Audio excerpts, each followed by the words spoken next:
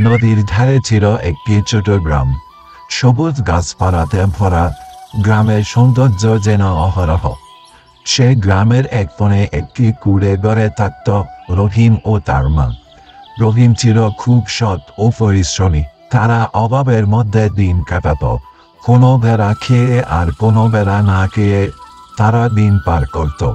এভাবে চলছিল তাদের জীবন। আহারে রহিম, ঘরে আজ কিছুই নাই। ঘরের ধানও ফুরিয়ে গেছে। বাজারে কেউ আর বাকি দিতে চায় না। চিন্তা করো না মা, আল্লাহর উপর ভরসা রাখো, কিছু না কিছু একটা হবেই। তুই তো সব সময় এমনই বলিস। এমন করলে কি আর ঘর চলবে? কিছু তো কাজ করতে হবে। চিন্তা করো না মা, আমি কালকে সকালে মনে গিয়ে কাঠ কেটে আনবো এবং সেগুলো বাজারে বিক্রি করে চাল ডাল নিয়ে আসবো।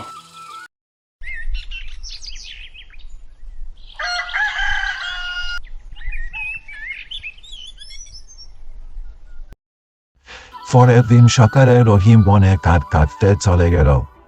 সে বনে গিয়ে অনেকক্ষণ সময় নিয়ে অনেক কাঠ কাটল এবং সেগুলো নিয়ে গিয়ে বাজারে বিক্রি করে ঘরের জন্য চাল ডাল কিনে আনলো।